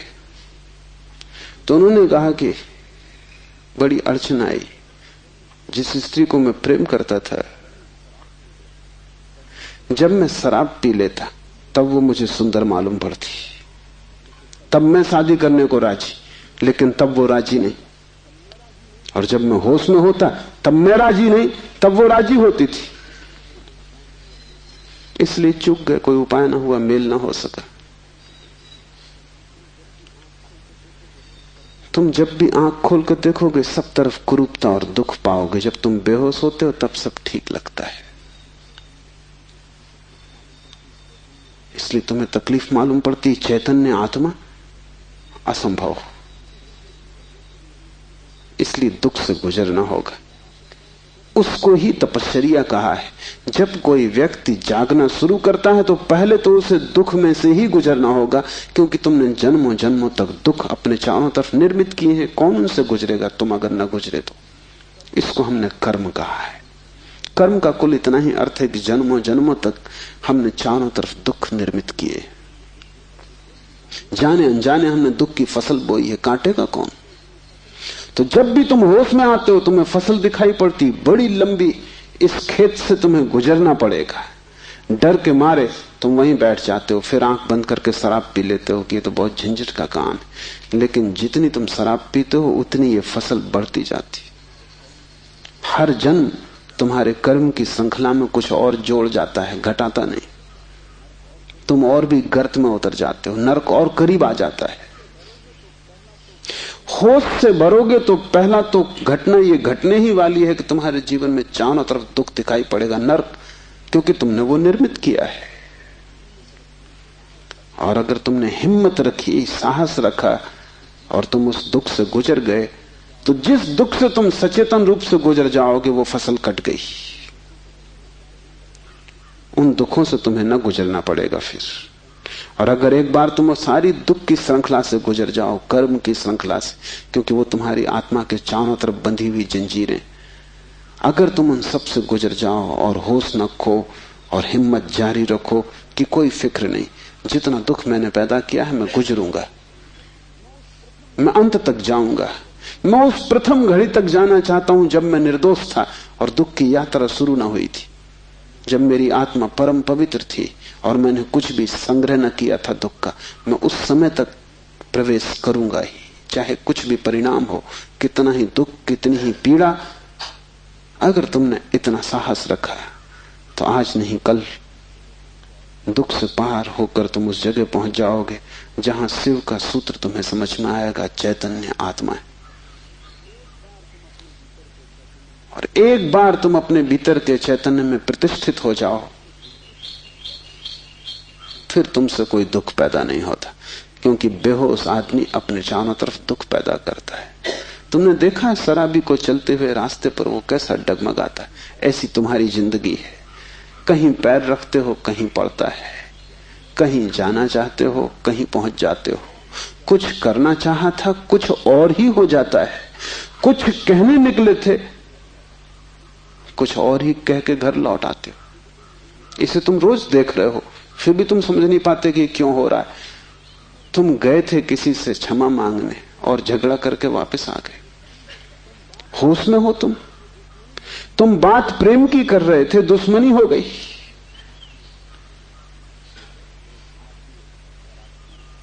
एक आदमी शराब पिए आकाश की तरफ देखता हुआ चला जा रहा था।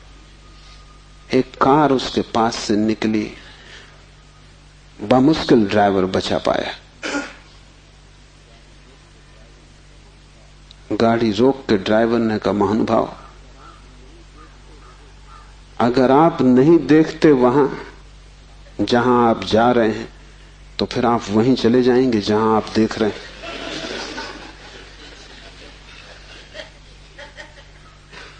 और हमें कुछ पता भी नहीं कि हम कहां जा रहे हैं, क्यों जा रहे हैं, कहां देख रहे हैं, क्यों देख रहे हैं। चले जा रहे हैं क्योंकि एक बेचैनी है भीतर जो बैठने भी नहीं देती। एक शक्ति है भीतर जो चलाए चली जाती है। फिर हम जो भी करते वो सबके उल्टे परिणाम आते हैं। लोग मेरे पास आते हैं, वो कहते हैं हमने बदी तो कभी की नहीं, नेकी की और फल बदी मिल रहा है। ऐसा हो नहीं सकता कि तुम नेकी करो फल में बदी मिले।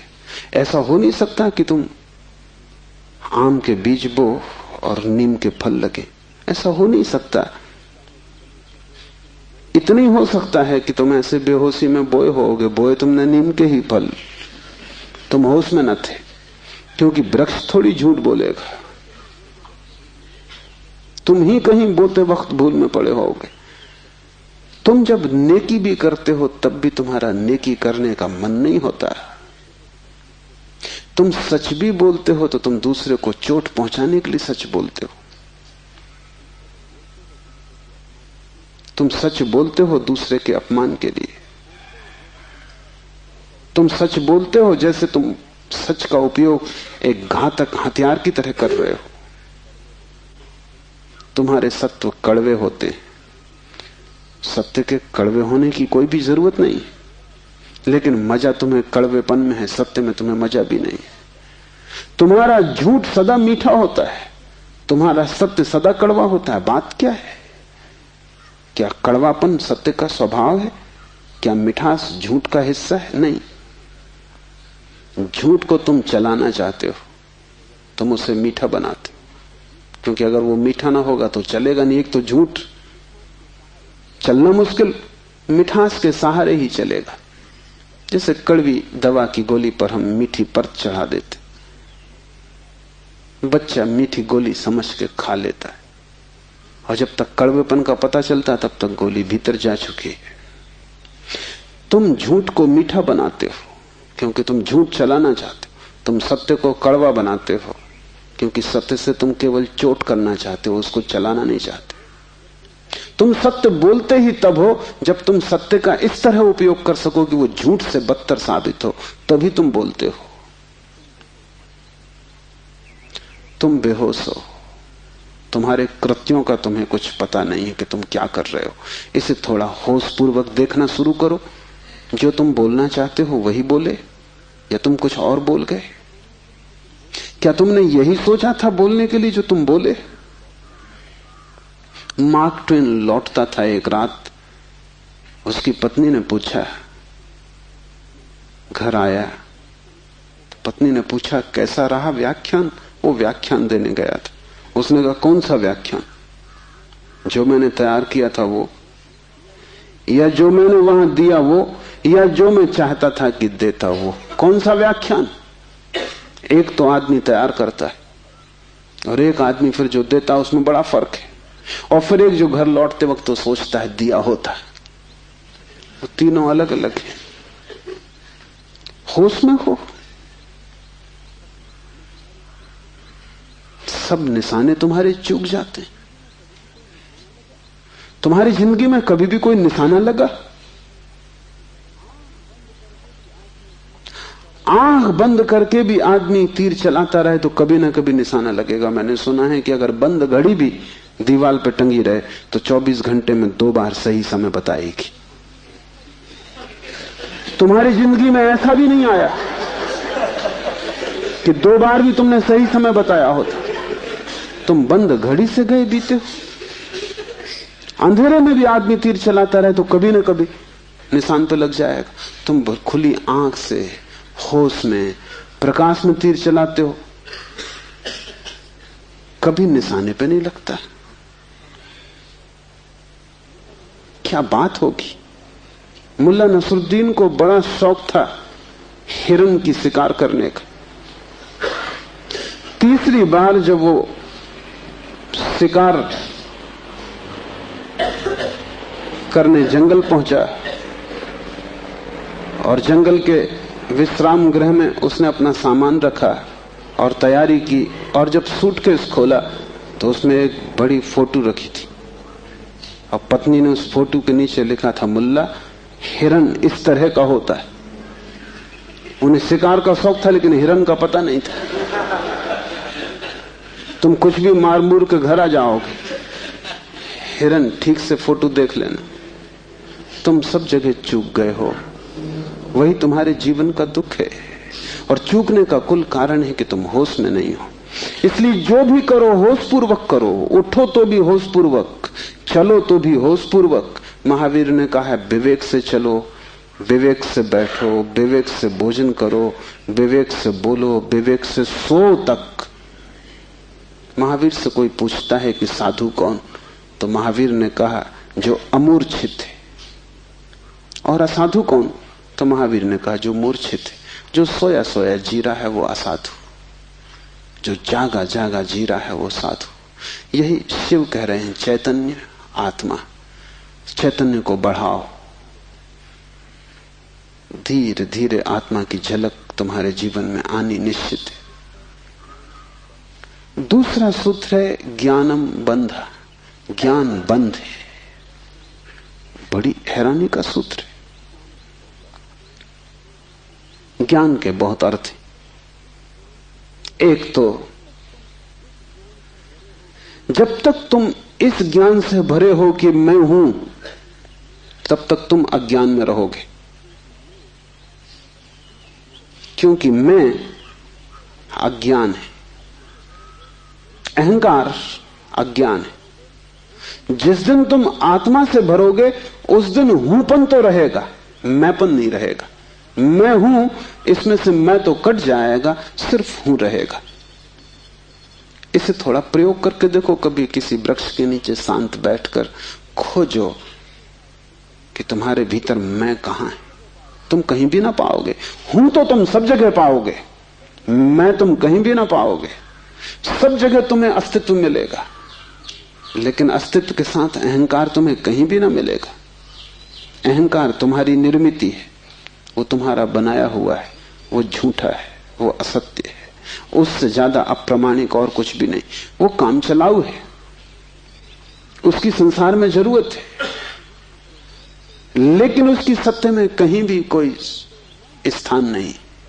तो एक तो मैं हूं, ये ज्ञान बंध का कारण है।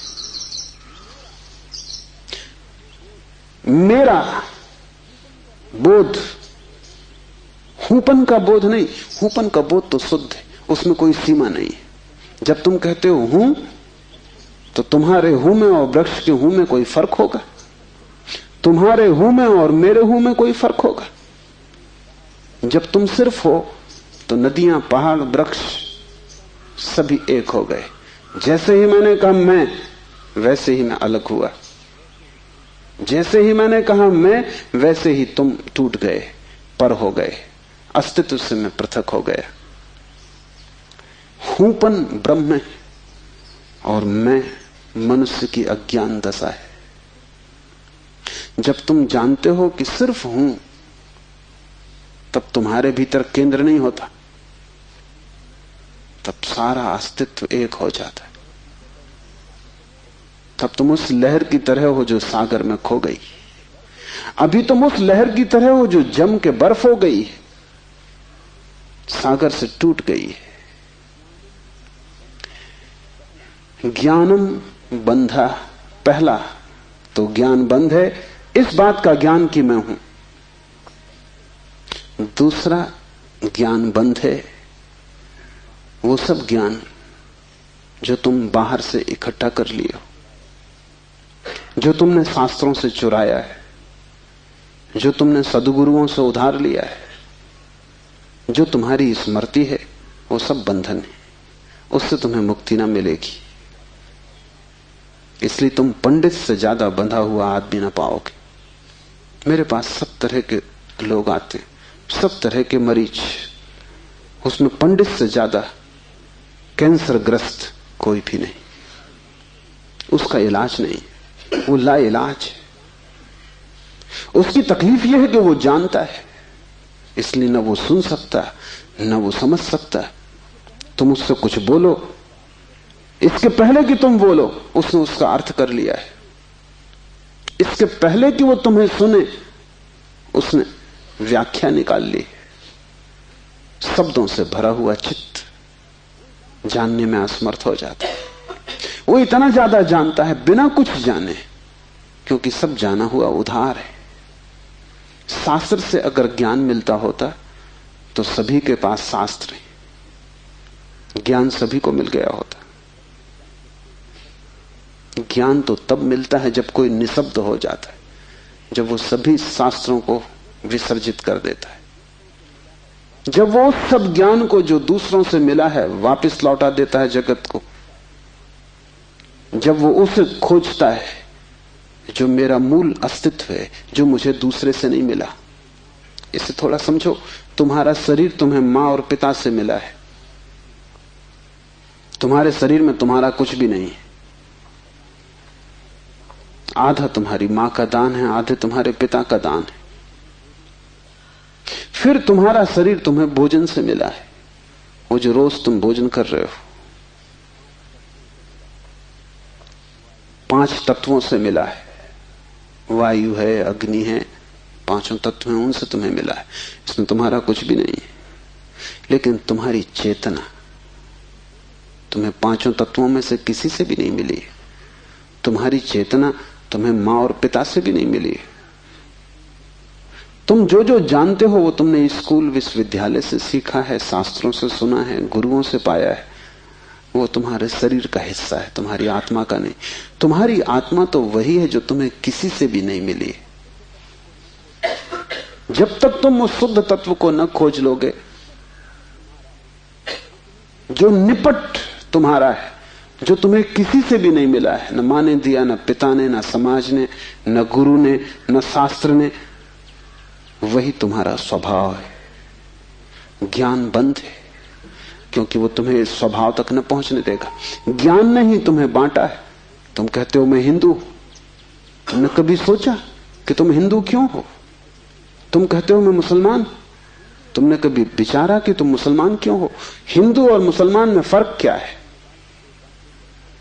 क्या उनका खून निकाल के कोई डॉक्टर परीक्षा करके बता सकता है कि हिंदू का खून है, ये मुसलमान का खून? क्या उनकी हड्डियां काट के कोई बता सकता है कि हड्डी मुसलमान से आती है कि हिंदू से आती है? कोई उपाय नहीं। शरीर की जांच से कुछ भी पता न चलेगा, क्योंकि दोनों के शरीर 5 तत्वों से बनते हैं। लेकिन अगर उनकी खोपड़ी की जांच करो तो पता चल जाएगा कि कौन हिंदू है कौन मुसलमान है, क्योंकि दोनों के शास्त्र अलग, दोनों के सिद्धांत अलग, दोनों के शब्द अलग। शब्दों का भेद है तुम्हारे बीच। तुम हिंदू हो क्योंकि तुम्हें एक तरह का ज्ञान मिला जिसका नाम हिंदू, दूसरा जैन है क्योंकि उसे दूसरे तरह का ज्ञान मिला जिसका नाम जैन। तुम्हारे बीच जितने फासले हैं, दीवालें हैं, वो ज्ञान की दीवालें, और सब ज्ञान उधार। तुम एक मुसलमान बच्चे को हिंदू के घर में रख दो, वो हिंदू की तरह बड़ा होगा। वो ब्राह्मण की तरह जनेऊ धारण करेगा,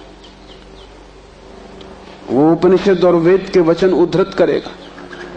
और तुम एक हिंदू के बच्चे को मुसलमान के घर रख दो, वो कुरान की आयत दोहराएगा।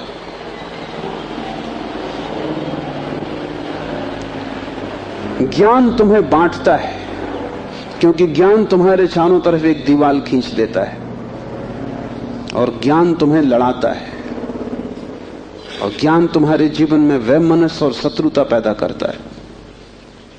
थोड़ी देर को सोचो, अगर तुम्हें कुछ भी ना सिखाया जाए कि तुम हिंदू हो या मुसलमान या जैन या पारसी, तो तुम क्या करोगे? तुम बड़े होगे एक मनुष्य की भांति।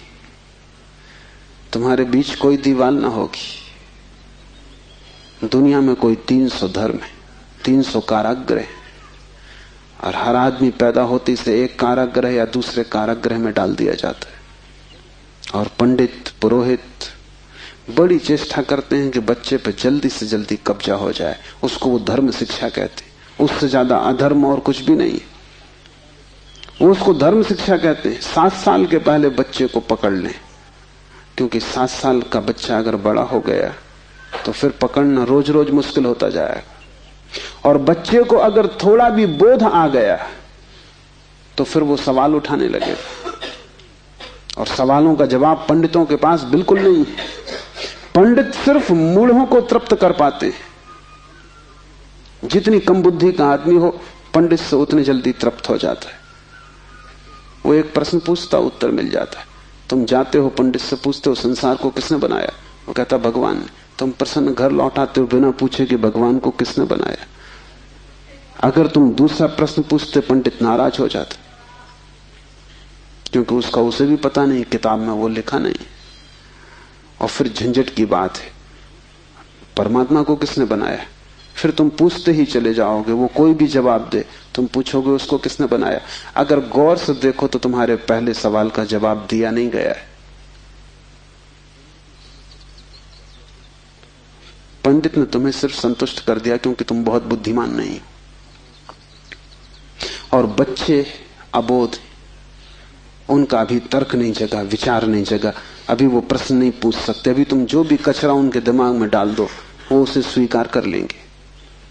बच्चे सभी को स्वीकार कर लेते हैं, क्योंकि वो सोचते हैं जो भी दिया जा रहा है वो सभी ठीक है।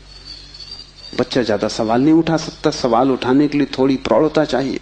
इसलिए सभी धर्म बच्चों की गर्दन पकड़ लेते हैं और फांसी लगा देते हैं। फांसी बड़ी सुंदर है। किसी के गले में बाइबल लटकी है, किसी के गले में समयसार लटका है, किसी के गले में कुरान लटकी है, किसी के गले में गीता लटकी।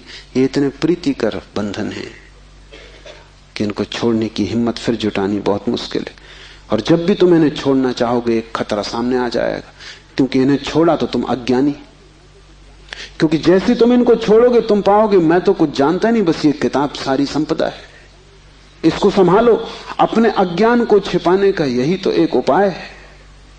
लेकिन अज्ञान छिपने से अगर मिटता होता तो बड़ी आसान बात हो गई होती। अज्ञान छिपने से बढ़ता है, जैसे कोई अपने घाव को छिपा ले, उससे कुछ मिटेगा नहीं। घाव और भीतर भीतर बढ़ेगा, मवाद पूरे शरीर में फैल जाएगी। शिव कहते हैं ज्ञान बंद है। ज्ञान सीखा हुआ, ज्ञान उधार, ज्ञान दूसरे से लिया हुआ बंधन का कारण है। तुम उस सब को छोड़ देना जो दूसरे से मिला है। तुम उसकी तलाश करना जो तुम्हें किसी से भी नहीं मिला।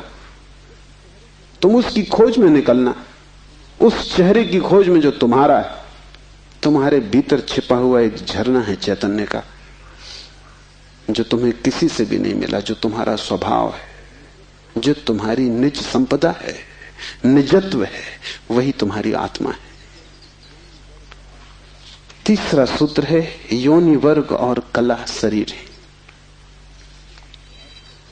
योनि से अर्थ है प्रकृति, इसलिए हम स्त्री को प्रकृति कहते हैं। स्त्री शरीर देती है, वो प्रकृति की प्रतीक है। और कला का अर्थ है कर्ता का भाव।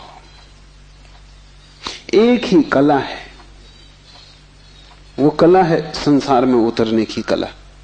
और वो है कर्ता का भाव। इन दो चीजों से मिलकर तुम्हारा शरीर निर्मित होता है। तुम्हारे कर्ता का भाव, तुम्हारा अहंकार और प्रकृति से मिला हुआ शरीर। अगर तुम्हारे भीतर कर्ता का भाव है तो तुम्हें योग्य शरीर प्रकृति देती चली जाएगी। इसी तरह तुम बार बार जन्मे हो।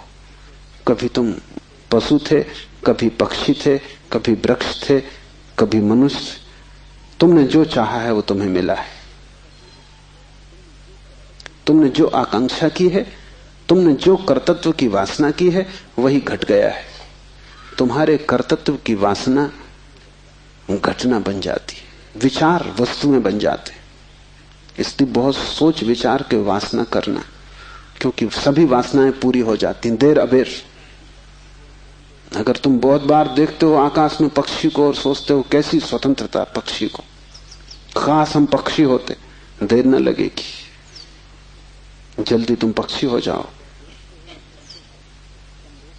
तुम अगर देखते हो एक कुत्ते को संभोग करते हुए और तुम सोचते हो कैसी स्वतंत्रता, कैसा सुख, जल्दी ही तुम कुत्ते हो जाओ। तुम जो भी वासना अपने भीतर संग्रहित करते हो वो बीज बन जाती।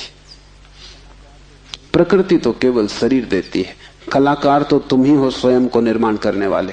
अपने शरीर को तुमने ही बनाया है, ये कला का अर्थ है। कोई तुम्हें शरीर नहीं दे रहा है, तुम्हारी वासना ही निर्मित करती है। तुमने कभी ख्याल किया, रात तुम सोते हो तो आखिरी जो विचार होता है सोते समय, वही सुबह उठते वक्त पहला विचार होगा। रात भर तुम सोए रहे, वो बीज की तरह विचार भीतर पड़ा रहा, जो अंतिम था वो सुबह प्रथम होगा। तुम मरोगे इस शरीर से, आखिरी मरते क्षण में तुम्हारे सारे जीवन की वासना संग्रहित होकर बीज बन जाएगी। वही बीज नया गर्भ बन जाएगा। जहां से तुम मिटे वहीं से तुम फिर शुरू हो जाओगे। तुम जो भी हो ये तुम्हारा ही कृत्य है, किसी दूसरे को दोष मत देना। यहां कोई दूसरा है भी नहीं जिसको दोष दिया जा सके। ये तुम्हारे ही कर्मों का संचित फल है। तुम जो भी हो, सुंदर कुरूप, दुखी सुखी, स्त्री पुरुष, तुम जो भी हो, ये तुम्हारे ही कृत्यों का फल है। तुम ही हो कलाकार अपने जीवन के। मत कहना कि भाग्य ने बनाया है, क्योंकि वो धोखा है। उस भांति तुम जिम्मेवारी किसी और पर टाल रहे हो। मत कहना कि परमात्मा ने भेजा है। तुम परमात्मा पर जिम्मेदारी मत डालना, क्योंकि ये तरकीब है खुद के दायित्व से बचने की। इस कारागृह में तुम अपने ही कारण हो। जो व्यक्ति इस बात को ठीक से समझ लेता है कि अपने ही कारण में यहां हूं, उसके जीवन में क्रांति शुरू हो जाती। शिव कह रहे हैं योनि वर्ग और कला शरीर है। प्रकृति तो सिर्फ योनि है, वो तो सिर्फ गर्भ है। तुम्हारा अहंकार उस योनि में बीज बनता है। तुम्हारे कर्तृत्व का भाव कि मैं ये करूं, मैं ये पाऊं, मैं ये हो जाऊं, उसमें बीज बनता है। और जहां भी तुम्हारे कर्तृत्व की कला और प्रकृति की योनि का मिलन होता है, शरीर निर्मित हो जाता है। इसलिए बुद्ध पुरुष कहते हैं सभी वासनाओं को छोड़ दो, तभी तुम मुक्त हो सकोगे। तुमने अगर स्वर्ग की वासना की तो तुम देवता हो जाओगे, लेकिन वो भी मुक्ति ना होगी, क्योंकि वासनाओं से कभी भी अशरीर की स्थिति पैदा नहीं होती। सभी वासनाओं से शरीर निर्मित होते हैं। जब तक तुम निर्वासना को उपलब्ध नहीं हो, जब तक तृष्णा तुमने पूरी ही नहीं छोड़ दी, तब तक तुम नए शरीरों में भटकते रहोगे। और शरीर के ढंग अलग हों, शरीर की मौलिक स्थिति एक ही जैसी है। शरीर के दुख समान है, चाहे पक्षी का शरीर हो चाहे आदमी का शरीर हो, दुखों में कोई भेद नहीं है। क्योंकि मौलिक दुख है आत्मा का शरीर में बंध जाना। मौलिक दुख है कारागृह में प्रविष्ट हो जाना। फिर कारागृह की दीवारें वर्तुलाकार हैं कि त्रिकोण हैं कि चौकोन हैं, उससे कोई हल नहीं होता, उससे कुछ फर्क नहीं पड़ता है। तुम भला सोचते हो फर्क पड़ता है। एक मेरे मित्र हैं ड्राइंग के शिक्षक हैं, उन्हें जेल हो गई। लौटे 3 साल बाद तो मैंने उनसे पूछा कैसे रहे दिन, कैसे कटे दिन। उन्होंने कहा और तो सब ठीक था, लेकिन मेरी कोठरी के कोने 90 कोण के नहीं थे।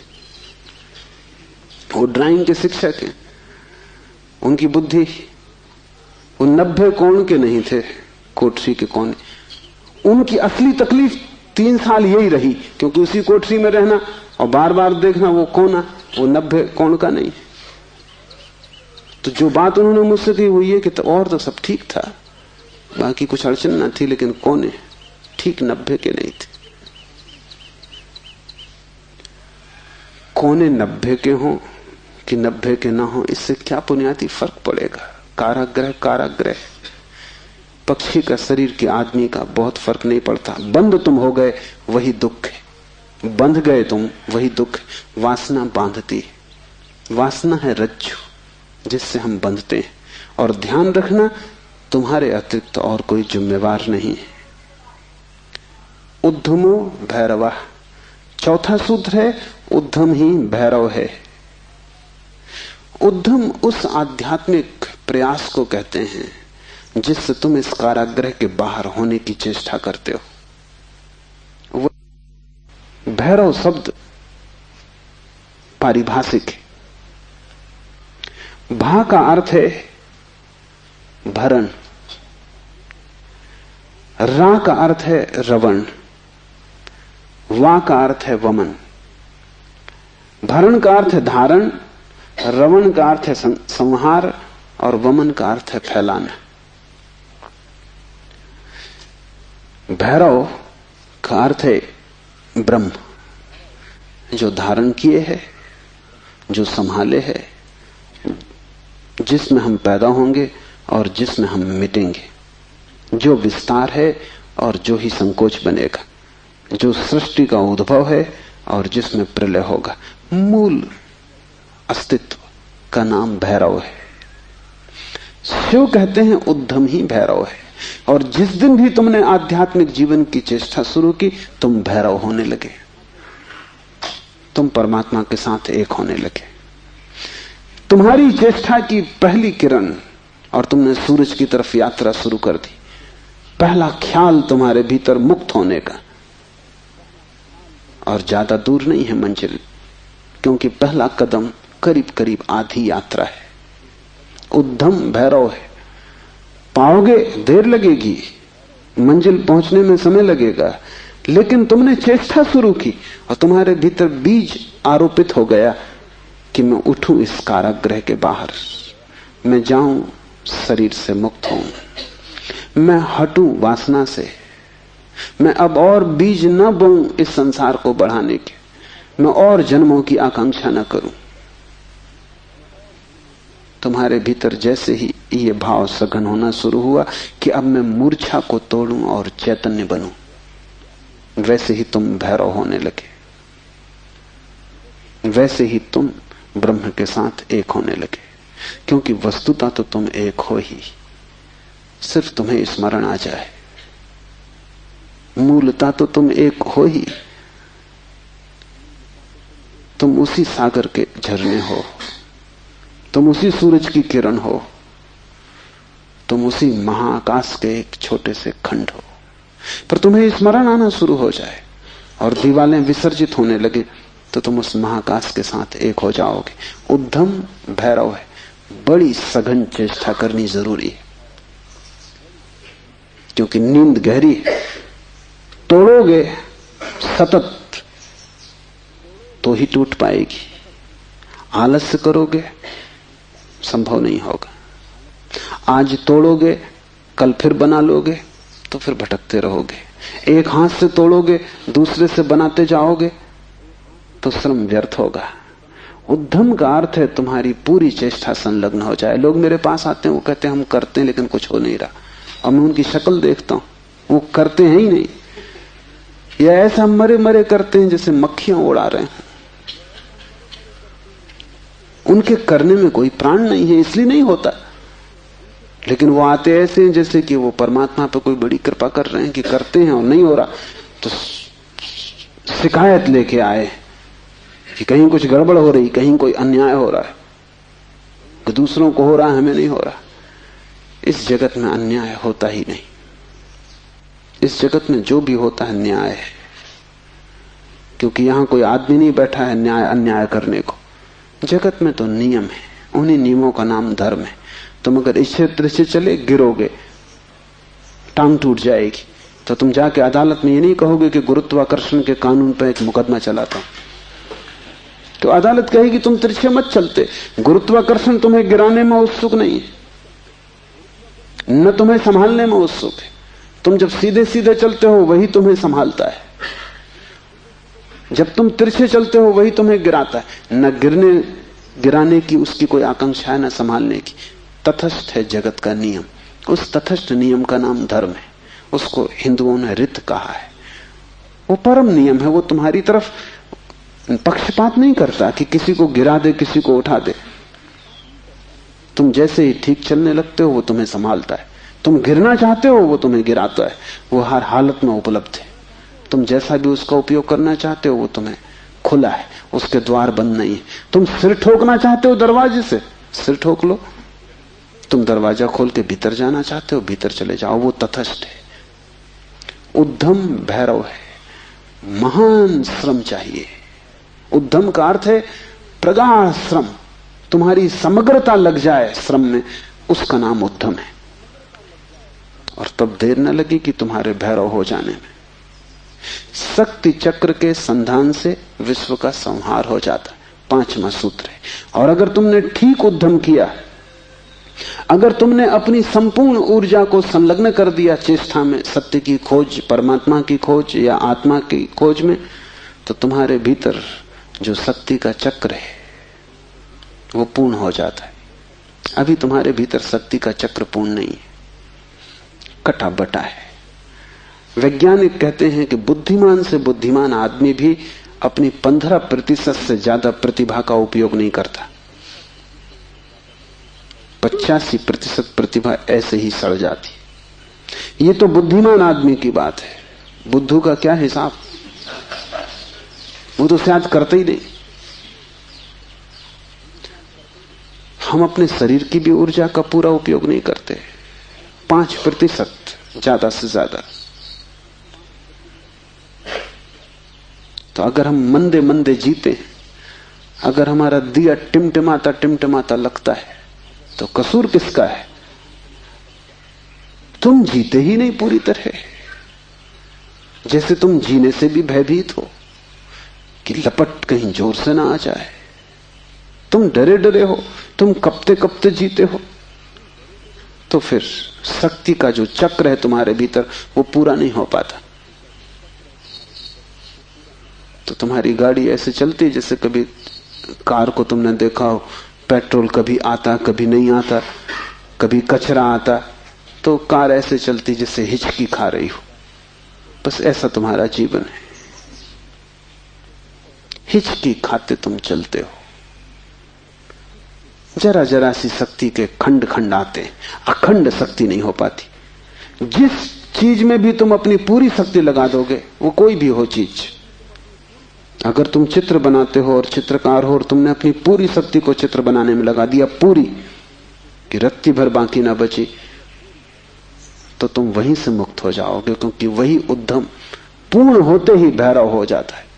अगर तुम एक मूर्तिकार हो, तुमने सब कुछ मूर्ति में समाहित कर दिया कि मूर्ति बनाते समय तुम ना बचे, बस मूर्ति ही बची, तो शक्ति का चक्र पूरा हो जाता है। जब तुम पूरी शक्ति को निमज्जित करते हो किसी भी कृत्य में, वही ध्यान हो जाता है। भैरव निकट, मंदिर पास आ गया। 5वां सूत्र है, शक्ति चक्र के संधान से विश्व का संहार हो जाता है। और जब भी तुम्हारी शक्ति का चक्र पूरा होता है, टोटल, समग्र, अंश अंश नहीं, पूर्ण, उसी क्षण तुम्हारे लिए विश्व समाप्त हो गया। तुम्हारे लिए फिर कोई संसार नहीं, तुम परमात्मा हो गए, तुम भैरव हो गए, तुम मुक्त हो। फिर तुम्हारे लिए न कोई बंधन है, न कोई शरीर है, न कोई संसार है। पूर्ण शक्ति का प्रयोग स्मरण रखना, इस समाधि साधना शिविर में अगर तुमने पूरी शक्ति को लगाया, ऐसे ही ऊपर ऊपर नहीं ध्यान किए, पूरी शक्ति लगा दी, तो तुम अनुभव करोगे कि जिस क्षण शक्ति पूरी लग जाएगी उसी क्षण, फिर क्षण भर की देर नहीं लगती, अचानक संसार खो जाता है, परमात्मा सामने आ जाता है। तुम्हारी शक्ति का पूरा लग जाना ही तुम्हारे जीवन की क्रांति हो जाती, फिर संसार की तरफ पीठ, परमात्मा की तरफ मुंह हो जाता है। इसकी तुम्हें एक झलक भी मिल जाए तो फिर तुम वही ना हो सकोगे जो तुम पहले थे। उसकी एक झलक काफी, फिर तुम्हारा जीवन उसी यात्रा में संलग्न हो जाए। तो ध्यान रखना, यहां पूरा अपने को डुबाना तो ही कुछ हो सकेगा। अगर तुमने थोड़ा भी अपने को बचाया तो तुम्हारा श्रम व्यर्थ है। जब तक श्रम उद्यम ना बन जाए, पूर्ण टोटल एफर्ट ना बन जाए, तब तक भैरव की उपलब्धि नहीं। आज इतना ही।